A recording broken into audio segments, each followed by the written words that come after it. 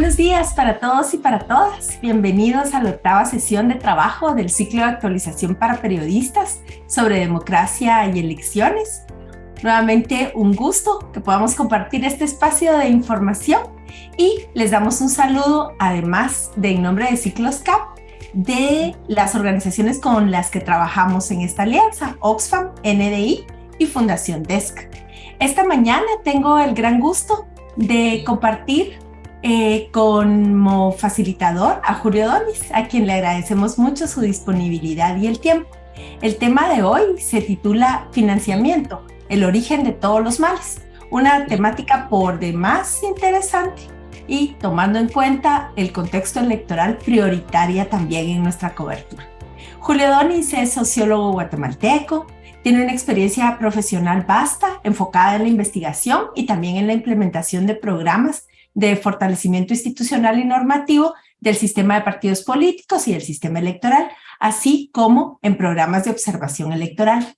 Algunos ámbitos de su interés y de su trabajo profesional han sido la relación del dinero y la política, también los límites del proceso de las reformas legislativas, la evolución de la cultura democrática de la ciudadanía en contextos adversos, los desafíos de la democracia en una realidad de ciudadanos que se organizan y actúan más allá de los estados y también en la reforma del Estado. Desde 2007, Julio Donis forma parte del equipo del Instituto Nacional Demócrata, NDI, por sus siglas en inglés, y actualmente es coordinador de programas en esa organización. También formó parte del equipo técnico de la International IDEA, del Instituto para la Democracia y la Asistencia Electoral, la Organización de Estados Americanos OEA, y para Greenpeace Centroamérica. Fue columnista del diario La Hora y de la revista electrónica El Salmón y también colaboró como columnista en Gaceta. Ha publicado también diversos artículos en la revista impresa del IGNOSAC. En esta ocasión quería contarles que Julio nos acompaña a título personal como sociólogo e investigador y su presentación pues no está relacionada con el trabajo que realiza en NDI, así que les pedimos tomar eso en cuenta. Julio, muchísimas gracias por acompañarnos, por ser un aliado de los ciclos CAP y pues ya, muy buenos días y te dejo en el uso de la palabra. Muchas gracias, Marielos. Gracias por la invitación. Un gusto y respeto, sobre todo a todos los periodistas. Sé que estos tiempos no son tiempos aciagos, digamos, para la labor de ustedes. Vamos a hacer un recorrido con este menú que ustedes observan acá. Vamos a ver cuál es la relevancia del financiamiento en la política, ¿verdad? Vamos a ver un poco la teoría, los elementos básicos del financiamiento y los partidos políticos. En tercer lugar, vamos a observar o vamos a dialogar sobre los factores y los efectos perversos del dinero en la política. Y finalmente, digamos, algunas notas, digamos, sobre la transparencia y la rendición de cuentas. La importancia del financiamiento en la política, para mí, tiene un origen anterior, ¿verdad? Y está relacionado con los cimientos, lo que yo llamo los cimientos falsos del Estado, ¿verdad? Lo que yo llamo una sociedad corporativizada dentro de un Estado liberal. ¿Qué quiere decir esto? Miren, vamos a ver, erigir sociedades y estados modernos, ¿verdad? Ha implicado esto que ustedes han oído o que hemos oído tantas veces, digamos, este concepto de Estado de Derecho, que significa igualdad frente a la ley, digamos. Esa es la idea básica sobre la cual se erigieron los estados modernos, ¿verdad? Incluso digamos. Entonces, lo que conocemos el Estado moderno o el Estado liberal se fundó sobre la lucha o la defensa de dos ideas básicas, ¿verdad? La libertad y la decisión individual. Guatemala no fue la excepción, ¿verdad? Se fundó, sin embargo, en mi criterio y el de otros investigadores también, ¿verdad? Sobre una contradicción, ¿verdad? De normas e instituciones liberales que se crearon sobre una sociedad tradicional de identidad y valores corporativos. Bueno, ¿qué quiere decir eso, digamos, verdad? Significa que pasamos, digamos, del Estado colonial al Estado liberal, pero con una contradicción que guardamos hasta el presente, ¿verdad? En mi criterio. Entonces, estaba elaborando sobre esa contradicción de origen, digamos, del Estado, ¿verdad? Es muy importante que ustedes, o es muy importante para mí que ustedes puedan comprender esta idea originaria, porque es la idea básica para comprender esto que Marielos llamaba el financiamiento como el origen de todos los males en el presente, ¿verdad? Entonces Guatemala rechazó, digamos, en 3 siglos, digamos, aparentemente el caciquismo, pero ha sido la pieza fundamental del Estado, ¿verdad? Entonces ha habido un divorcio a lo largo digamos, de los últimos 3 siglos entre lo formal y lo real, digamos, ¿verdad? Entre las normas, digamos, entre las leyes y lo que en la realidad pasa, ¿verdad? Y aquí una idea final, digamos, que sintetiza esto que estoy tratando de decir. Digamos, al día siguiente de la independencia, digamos, el 15 de septiembre de 1824, digamos, ¿verdad? Ese día las élites pues se vistieron con los ropajes modernos de la democracia, ¿verdad? Y de la ideología liberal que ya se imponía en todo ese tiempo, digamos, ¿verdad? Sin embargo, debajo de esas ropas lindas, digamos, de esas ropas modernas que todo el mundo se puso, abajo, como ropaje interior, como ropas interiores, ¿verdad? Siempre, siempre pervivió, digamos, el trabajo forzoso y la lógica de la colonia, digamos, aún hasta hoy día, digamos. Eso tiene una idea concreta en lo que, digamos, en estas unidades o en las relaciones sociales y económicas que suceden en la finca, por ejemplo, digamos, ¿verdad? Eso prevaleció, digamos, durante un par de siglos y esa contradicción configuró el Estado, ¿verdad? Moldeó lo que tenemos hoy o lo que llamamos hoy, digamos, Estado de Guatemala. Entonces, ¿qué pervivió bajo esa contradicción, digamos? Pues grupos oligárquicos que acumularon poder a expensas de lo público. Eso fue la lógica. Esta es la idea más resumida, digamos, de lo que pasó en todos estos siglos. Esos grupos, pues, no llegarían a constituirse élites en mi criterio, digamos, porque eso hubiera significado un compromiso público, ¿verdad? Con crear valor y prosperidad.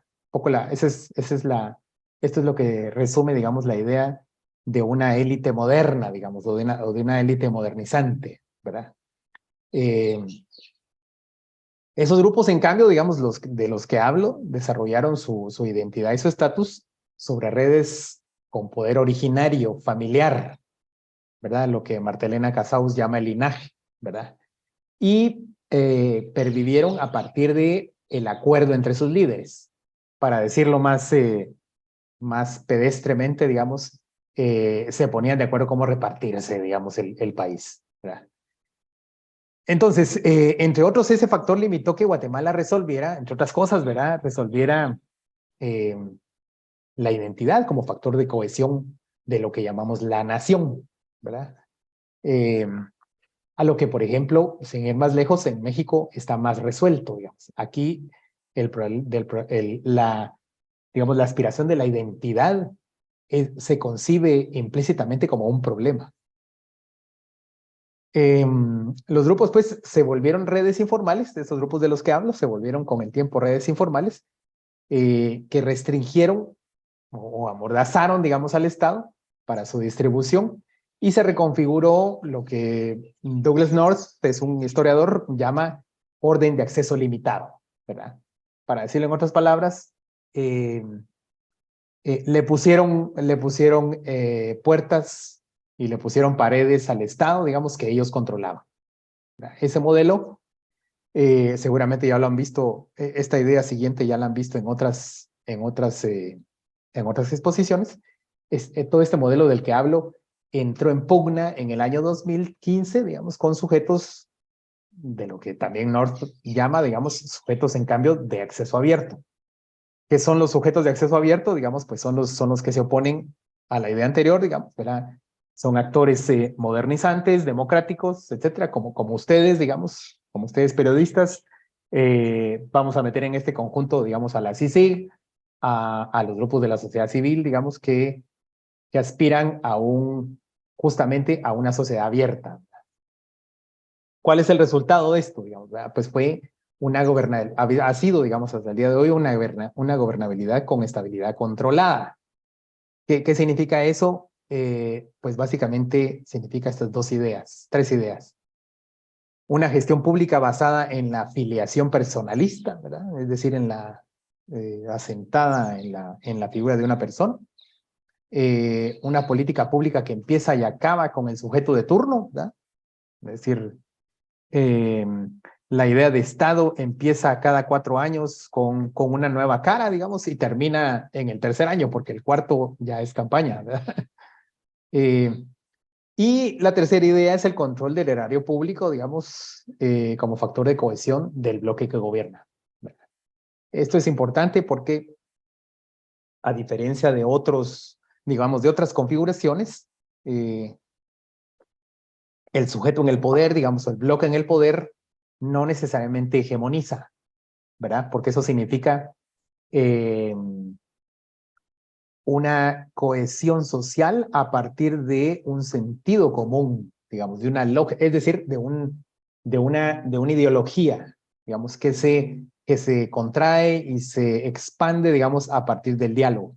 Pero en Guatemala no, digamos, en Guatemala el factor de cohesión, digamos, el bloque que gobierna es básicamente domina se llama, domina es la palabra, ¿verdad? Domina por la fuerza, domina a través de moldear a su antojo el sistema de justicia, domina a partir de la represión, domina, digamos, moldeando las leyes a su antojo. Y eso se resume, digamos, en estas tres cosas que están allá abajo, ¿verdad? Estas tres ideas, ¿verdad? Lo que tenemos hoy día, entonces, es el Estado como botín, ¿verdad? Lo público, pues, como un cofre que hay que apoderarse. Y la gestión pública, pues, no avanza si no es con tranza, pues, ¿verdad? El que no tranza no avanza, ¿verdad? Y sin corrupción no hay ejecución. Imagínense qué terrible, digamos, sintetizar la vida pública del Estado en estas ideas. ¿Por qué es importante conocer sobre el financiamiento político? Hay 4 ideas, digamos, que se relacionan con esta pregunta. 2 están en mayúscula, están muy grandes, digamos, ¿verdad? Están en un tipo de letra más grande porque son las más dramáticas, ¿verdad? Y entonces es importante porque el manejo de dinero, digamos, en la política se puede tergiversar por un conflicto de interés, ¿verdad? Un conflicto de interés, por ejemplo, en la corporación municipal, por ejemplo, digamos, en el liderazgo de un partido político para controlar la deuda pública, la deuda electoral, digamos. Es importante porque ya saben ustedes, todos en esta sala saben, digamos, que los efectos que ha tenido en la corrupción, el manejo de la política, el manejo del financiamiento en la política. Sin embargo, digamos, también es importante porque manejar de manera transparente y eficiente el dinero, ¿verdad? Es importante para una política pública, digamos, eficiente, ¿verdad? Entonces, eso está relacionado con el uso de los recursos públicos y su eficiencia. Y es importante finalmente por la equidad en la competencia, digamos, ¿verdad? Por lo que yo llamo la cancha pareja, digamos, ¿verdad? Lo vamos a ver más adelante. Vamos entonces a la segunda parte en la que vamos a hablar un poco digamos, de las definiciones, de lo normativo, de los conceptos, de la tipología del financiamiento de los partidos políticos. En general, digamos, la tipología y regulación del financiamiento tiene que ver con estas ideas que están aquí enfrente, ¿verdad? Está constituido por un marco regulatorio, ¿verdad? De normas constitucionales y leyes ordinarias, reglamentos, protocolos e instructivos, ¿verdad? Ya saben ustedes que está organizado para empezar, en la ley electoral y de partidos políticos, que tiene un rango constitucional, es una de las 5 leyes que tiene ese rango, y esa ley data de 1985. Ha tenido varias reformas importantes a lo largo de estas décadas, y la última fue en el año 2016, la última grande, digamos, ¿verdad? Pero hay otras leyes, digamos, en este ecosistema, como el Código Penal, la misma Constitución, ¿verdad? Y a su vez hay reglamentos y protocolos que se derivan y que estos ya son potestad del Tribunal Supremo Electoral, su diseño, ¿verdad? Y su implementación. La tipología, ¿verdad? El financiamiento, digamos, en el mundo, digamos, en los sistemas políticos, se resume en estas, digamos, en esta taxonomía, ¿verdad? Hay financiamiento público, que puede ser, que es directo, digamos, ¿verdad? Que puede ser por deuda política o puede ser por contribuciones específicas, directas. Hay financiamiento público indirecto, digamos, y esto tiene que ver, en el caso de Guatemala, específicamente al acceso de medios de comunicación y la utilización de espacios públicos. Y hay financiamiento privado, digamos, también, ¿verdad? Hay sistemas que funcionan solo con el financiamiento privado, y en ese caso se aceptan el dinero, digamos, los recursos de personas individuales y personas jurídicas. Y también, como que es el caso del de Guatemala, digamos, hay sistemas mixtos, digamos, que combinan a partir de regulaciones la parte pública y la parte privada del origen de ese financiamiento. El financiamiento, por sus prácticas, digamos, por el origen de sus fondos, tiene esta configuración, ¿verdad? De acuerdo, si el dinero es privado, digamos, tiene toda esta, digamos, se desarrolla en toda esta, digamos, esta taxonomía que ustedes vienen acá, ¿verdad? Se puede organizar por el tamaño de la contribución, por la actividad del origen, por el origen en el territorio incluso, por el tipo de financista, ¿verdad? Si son grandes o pocas contribuciones, si son legales o ilegales, abiertas o ocultas, etcétera, ¿verdad? En el caso de lo público, digamos, hablando propiamente de Guatemala, por ejemplo, hay financiamiento electoral ilícito, no registrado, etcétera, digamos, ¿verdad?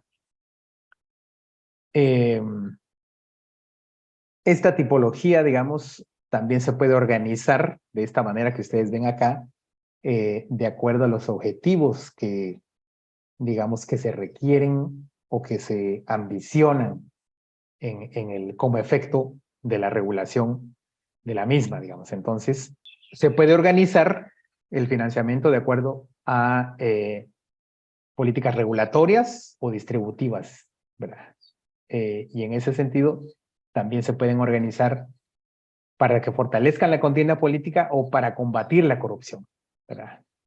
En el caso de políticas de tipo distributivo, por ejemplo, digamos, hay financiamiento público directo, financiamiento público indirecto y financiamiento en especie, digamos, ¿verdad?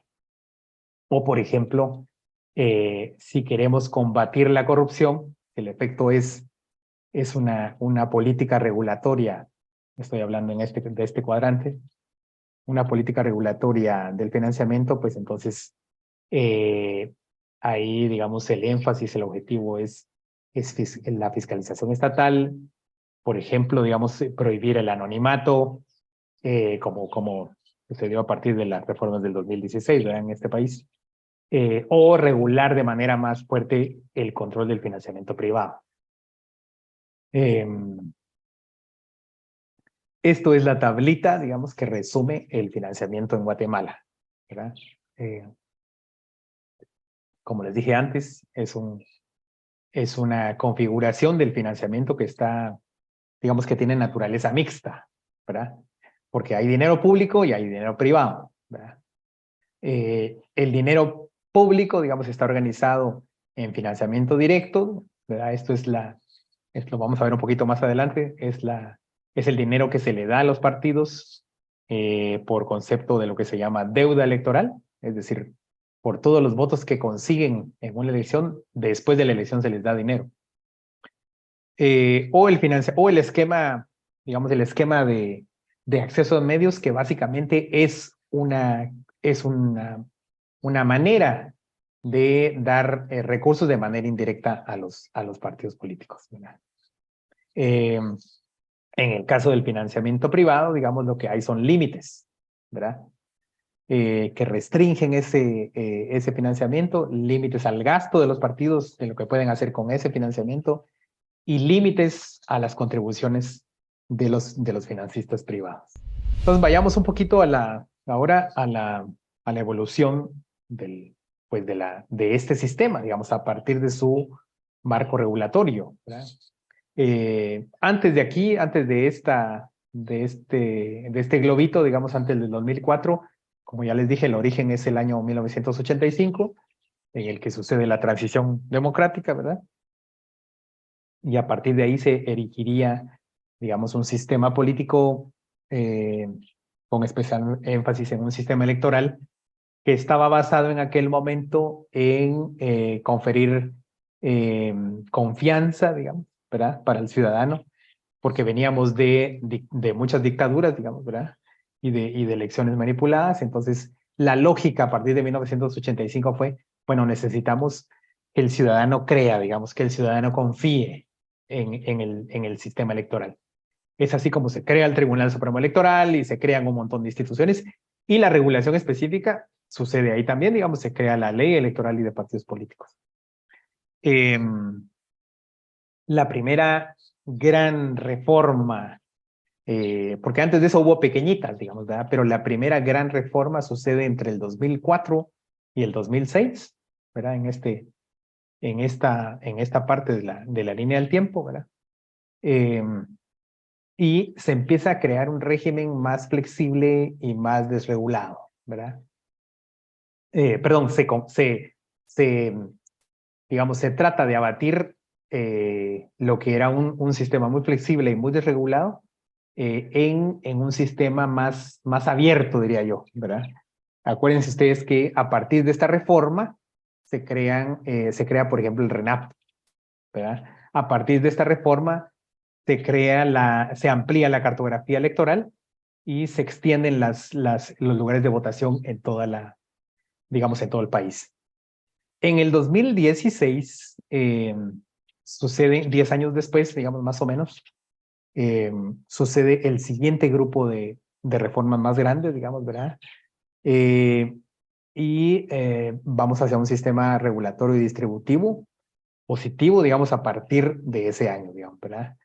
El corazón de estas reformas, por cierto, digamos, es justamente el sistema de financiamiento y el sistema de fiscalización del financiamiento. Ese es el core, digamos, sobre el cual estuvo diseñada las reformas de ese año.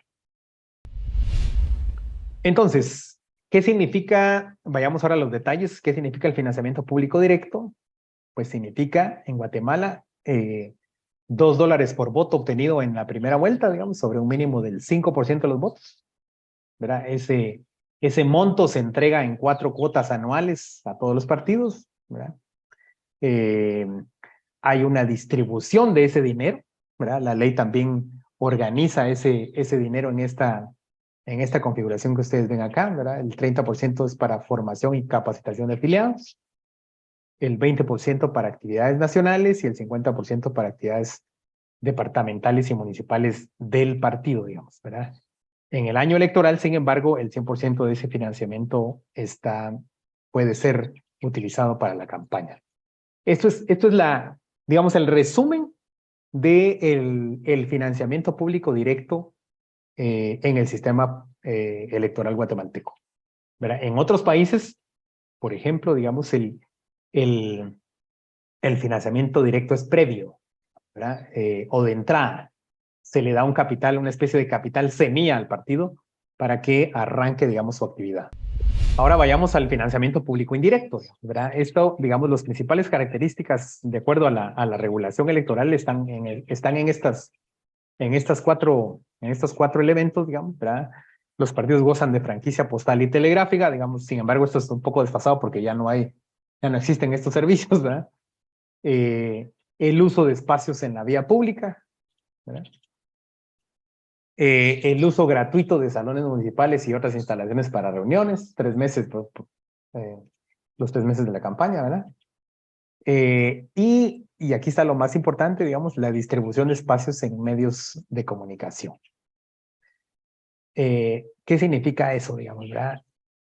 Hay que pensar que, hay que asumir que el tribunal posee el monopolio de compra de tiempos y espacios en los medios de comunicación, ¿verdad? Para este esquema.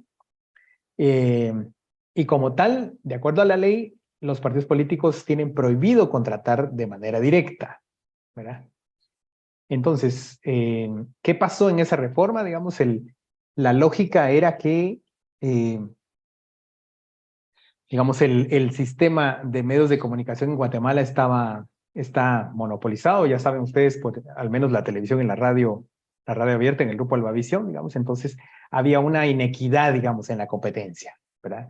Entonces, se trató con esta reforma de, como dije antes, de tener la cancha más pareja para todos los jugadores. Entonces, se creó este sistema de distribución de espacios en los medios a partir de los cuales todos los partidos iban a tener igualdad de condiciones o igualdad de posibilidades para la compra de pauta en los medios, ¿verdad? Entonces la configuración se determinó de esta manera, digamos, el plan de distribución incluía 50% para presidencia, 25% para diputaciones y 25% de ese plan para las corporaciones municipales, ¿verdad? Esto debe estar basado en los planes presentados, pues, claramente por los partidos. El otro elemento, digamos, de esa reforma es lo que tiene que ver con la tarifa electoral, ¿verdad? El tribunal determinó, y esto después, digamos, después de esa reforma en el 2016, y se constató en el 2019, digamos, se determinó que la tarifa electoral, digamos, la tarifa de compra, digamos, de esa pauta debería ser el 20% de la tarifa comercial. Claramente esto tuvo efectos adversos porque pues las empresas, digamos, de comunicación se inhibieron de proporcionar digamos, su servicio porque simplemente no les salía el negocio, ¿verdad? Para decirlo claramente. Entonces, esto es la síntesis, digamos, del sistema de espacios en medios de comunicación, que hoy mismo está sujeto, digamos, a debate, ¿verdad? De hecho, el Tribunal Supremo Electoral hizo una reforma al reglamento específico y permitió ahora a los partidos políticos la compra de pauta en redes sociales, digamos. Esto podría interpretarse como vamos a decirlo así, como una transgresión, digamos, de parte del tribunal a legislar, digamos, cuando no le toca necesariamente, ¿verdad? En mi criterio, digamos, esa medida específica contraviene el espíritu de la reforma originalmente constituido. ¿Cuáles son las prohibiciones y regulaciones, verdad, de los partidos para recibir fondos? Solo se remite a personas jurídicas individuales extranjeras esa regulación, ¿verdad? Está prohibido. También está prohibido recibir fondos de condenados por delitos contra la administración pública, lavado de dinero y relacionados. Personas cuyos bienes hayan sufrido extinción de dominio, ni vinculadas a estos, ¿verdad?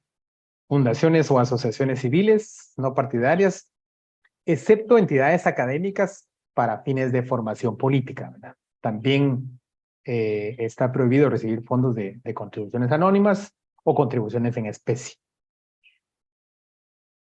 Límites al gasto, ¿verdad? ¿Cuáles son digamos, los topes, ¿verdad? que tiene el partido político en el dinero, ¿verdad? Los límites son los siguientes, ¿verdad? El partido político tiene un tope de 50 centavos de dólar por ciudadano empadronado al 31 de diciembre del año anterior a las elecciones, ¿verdad? Eso es aproximadamente 4.5 millones de dólares, ¿verdad? Eso varía un poquito respecto a la cantidad de empadronados que va sucediendo cada vez. En el caso de los comités cívicos, el límite es 10 centavos de dólar por ciudadano empadronado en la circunscripción, ¿verdad? En el municipio. En relación al control y el financiamiento, al control y fiscalización del financiamiento, ¿verdad? Esto, miren, yo les pongo este esquema que es la, digamos, la organización, el organigrama del Tribunal Supremo Electoral, ¿verdad? ¿Y por qué les pongo esto? Miren, a partir de las reformas del 2016 se crean con mucha fuerza, digamos, varias unidades nuevas en el órgano electoral, justamente para controlar ese financiamiento, digamos, ¿verdad? Y dos de las que se crean fueron las unidades de fiscalización del financiamiento público y la unidad de medios, ¿verdad? Sin embargo, digamos, en la práctica, y hoy más que, digamos, que hace 4 años, en la práctica esas unidades no necesariamente fueron dotadas, digamos, de autonomía y de pleno poder, digamos, ¿verdad? Entonces, hay nuevamente una contradicción acá, ¿verdad? Esas unidades llamadas a ejercer un control muy fuerte, digamos, por cierto, en el 2017, cuando se implementan, por ejemplo, la CICIG estuvo involucrada digamos, en la configuración y en la capacitación digamos, del personal y de la configuración de esas unidades. Sin embargo, en la práctica, esas unidades hoy mismo dependen, digamos, de la auditoría, ¿verdad? De alguna manera sus decisiones aún pasan por la auditoría electoral y no tienen autonomía, no tienen pleno mandato, digamos, como lo tiene, por ejemplo, el registro de ciudadanos, digamos, ¿verdad? Entonces, digamos que sí, pero no, digamos, ¿verdad? Además de esas unidades, se creó la unidad del voto en el extranjero, ¿verdad? Eh, que daban, digamos, lugar a todas las reformas de ese año. Ahora vayamos a los factores y los efectos perversos del financiamiento. Miren, digamos, la legislación de Guatemala, en el caso digamos, de los delitos por la infracción, digamos, del uso y el manejo del financiamiento en la política, están identificados en el Código Penal y en la ley electoral. Entonces, el delito de financiamiento electoral ilícito no va, digamos, esta es una idea clave, digamos, ¿verdad? Porque tiene que ver con el origen del dinero. Nunca va solo, ¿verdad? Y esto es una de las lecciones aprendidas en los grandes casos de corrupción del 2015 para acá, digamos, ¿verdad? Nunca van a encontrar ustedes un delito, ese delito aislado, digamos, ¿verdad? Es muy difícil para el investigador o para el periodista encontrar ese delito o, digamos, huellas que identifiquen ese delito de manera individual. Siempre va asociado al lavado de dinero, al narcotráfico, digamos, al delito de cohecho, a malversación de fondos públicos, ¿verdad? Entonces, ese delito no puede, digamos, no puede, con fines electorales, ¿verdad? El financiamiento ilícito con fines electorales no puede verse de manera aislada. Porque miren, la intención, digamos, del sujeto ilícito es la cooptación, digamos, del poder formal.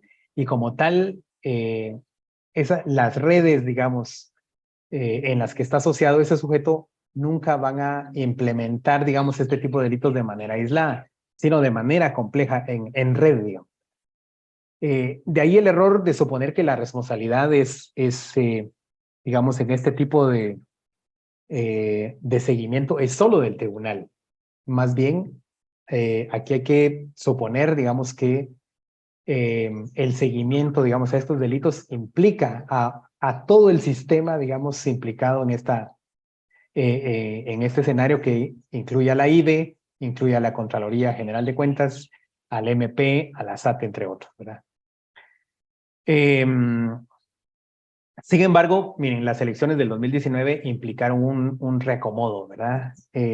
Narco, redes clientelares, alrededor de la obra pública y sujetos privados, digamos, tuvieron un reacomodo en el 2019, digamos, justamente por el efecto de las reformas del 2016. En el 2019, digamos que se probaron esas normas y a partir de ahí, digamos que el sujeto, llamémoslo el sujeto ilícito, empezó a darse cuenta de lo que había sucedido en el 2016, ¿verdad? En términos de la reforma. Entonces empezó un reacomodo, digamos, empezó una lógica que no necesariamente tomó la vía de reformar la ley, digamos, ¿verdad? Eso había sido digamos, el ejercicio tradicional, sino que sucedió a partir de lo que hoy conocemos, digamos, de lo que hoy estamos viviendo, digamos, como la manipulación del sistema de justicia. ¿Qué significa eso? Significa que va, esta ley me es incómoda, entonces la interpreto, digamos, a mi conveniencia. Miren, esta gráfica que ven ustedes acá solía ser el esquema clásico, digamos, de financiamiento, ¿verdad? A partir de este esquema, de esta lógica que ustedes ven acá, es que sucedieron las reformas del 2016, específicamente en materia de financiamiento. Por un lado teníamos grupos empresariales, proveedores del Estado, ¿verdad? Donadores anónimos, redes criminales, ¿verdad? En ese grupo, digamos, este grupo es llamémoslos sucedía un recaudador, digamos, ¿verdad? Digamos, de estos capitales. Ese recaudador, digamos, digamos, disponía los recursos en candidatos y en partidos políticos, digamos, ¿verdad? Y también en personas, ¿verdad? Y luego todo ese dinero, digamos, llegaba a la esfera del Estado en dominio y que, digamos, que causaba un efecto de dominio sobre los funcionarios, causaba tráfico de influencias y era un dinero, digamos, que se esparcía como negocios en el Estado, ¿verdad? Este esquema cambió en el 2016, digamos, con todo lo que hemos visto, con todo lo que les he explicado, digamos. Entonces, el financiamiento electoral ilícito, digamos, directo, digamos, sucede cuando se presume o confirma que el origen de fondos es el narcotráfico o el crimen organizado, digamos, ¿verdad? Pero también ocurre el financiamiento electoral no registrado, ¿verdad? El que no se, digamos, el que no se registra, digamos, en todo el andamiaje previsto por la ley electoral, ¿verdad? Entonces el delito es el ocultamiento mismo, digamos, mientras que aquí es el origen del dinero, en el financiamiento no registrado es no registrarlo justamente, digamos, ¿verdad? Justamente por esto pongo yo acá, digamos, el delito es no registrarlo, ¿verdad? Y ¿cuál es el interés de no transparentar esos recursos, ¿verdad? ¿Quién debe transparentar el dinero? El partido o el financista, digamos, ¿verdad? En el Código Penal, la responsabilidad está determinada para el partido político, ¿verdad? La intención de ocultamiento, por ejemplo, digamos, se instituye en la simulación de muchas compras, ¿verdad? Esto es para irle dando respuesta, digamos, a esta pregunta que yo tengo arriba. ¿Cuál era el interés? ¿Cuál solía ser el interés de no transparentar ese dinero? Bueno, pues yo creo que aquí hay algunas respuestas, digamos, ¿verdad? Es una doble moral, digamos, basada en la promiscuidad la promiscuidad política, digamos, y en el poder de articular sujetos. ¿Cuáles son los efectos del financiamiento corrupto en la política? ¿Verdad? Bueno, hay distorsiones en la democracia, ¿verdad? Claramente. Hay una inequidad en la competencia electoral, ¿verdad? Digamos lo que yo llamo la cancha de fútbol de dispareja. Hay una desarticulación del sistema de partidos políticos y hay una pérdida de credibilidad. Hay una captura del Estado, ¿verdad? Y hay una dilapidación de los recursos públicos, ¿verdad? Dicho en otras palabras, digamos, el dinero, por eso Marielos titulaba esta conferencia, digamos, el dinero como el origen de todos los males, digamos, ¿verdad? porque no registrar dinero o insertar, digamos, dinero de origen ilícito, digamos, en la actividad pública, supone la distorsión de lo que llamamos lo público, digamos. ¿Y qué es lo público? Es digamos, es el recurso constituido para el bien común. Digamos. Si eso está distorsionado, entonces tenemos, ¿verdad? Tenemos lo que tenemos en Guatemala en este tiempo, digamos, ¿verdad? Tenemos mal servicio de salud, mala educación, digamos que la rectoría del Estado se ve atrapada, digamos, se ve condicionada. Digamos, el Estado no impone, digamos, sino que impone el interés privado, el interés sectorial. Los intereses, pues, del crimen organizado al financiar las campañas electorales pretenden financiar candidatos para compra de favores, ¿verdad? Para ganar impunidad. Pretende información privilegiada, protección y libertad de acción, ¿verdad? Los esquemas de enriquecimiento ilícito y lavado de dinero van específicamente a la obra pública, ¿verdad? Como dije, el efecto es concebir el Estado como un botín. Y aquí les comparto este esquema, digamos, que llamamos un círculo vicioso, digamos, del financiamiento ilícito. Las redes políticas económicas ilícitas, digamos, tienen la capacidad del financiamiento público ilícito, inciden en posiciones claves en el Estado, diversifican los negocios y terminan en el control, digamos, de la seguridad y la justicia, ¿verdad? Sin embargo, todo esto, queridos amigos, todo esto, digamos que está cambiando en este ciclo político. A partir de este ciclo político empezó a cambiar. Ahorita lo vamos a ver al final. Cómo transparentamos y cómo rendimos cuentas. Y es importante en esto, entonces, ¿qué es lo que debe ser transparente, verdad? Pues justamente lo que debe ser transparente es el dinero, digamos, es el origen del dinero y cómo se gasta, cuánto se recibe, cómo se distribuye y en qué se gasta, digamos, ¿verdad?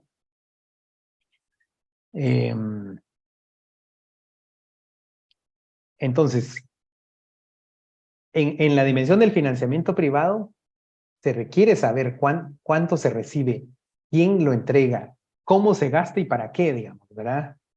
En la dimensión interna y la representación, los mecanismos para elegir representantes, los órganos internos y la toma de decisiones, el perfil de los candidatos, digamos, ¿verdad? Todo esto se necesita transparentar. Miren, todo esto que les he explicado hasta este momento está cambiando en este ciclo político, digamos, o a partir de este ciclo político, porque, como decía antes, digamos, el bloque en el poder asume, digamos, que la configuración de leyes y la configuración de instituciones podrían no estar a su favor, digamos, ¿verdad? Y está sucediendo una manipulación del orden establecido. Entonces, las características de la información, para que la información sea transparente, debe ser precisa, oportuna, manejable, asequible y con calidad, ¿verdad? Tiene que ser comprensible toda la información que se transparenta alrededor del financiamiento en la política. ¿Qué elementos, digamos, pueden incluir la transparencia? Pues la estandarización de la información, la presentación de la misma, que sea periódica, que se divulgue, que haya voluntad política, digamos, ¿verdad? Y, por supuesto, utilizar todos los portales de transparencia, redes sociales, etcétera, que hay. Todo esto parece lindo, digamos, suena lindo, digamos, pero hoy mismo esto mismo no está sucediendo, digamos, ¿verdad? Por lo que les decía antes. El sujeto en el poder, el bloque en el poder, digamos, está en control completo y en concentración completa de las instituciones y las leyes, y está sucediendo una manipulación del orden establecido. Y yo termino hasta acá. Les agradezco a todos. Julio, muchísimas gracias por tu exposición y por este diálogo que tuviste con nosotros. Realmente estuvo excelente y creo que hemos tenido y tenemos ya muchísimos elementos sobre el tema del financiamiento. Así que muchísimas gracias por participar en los ciclos.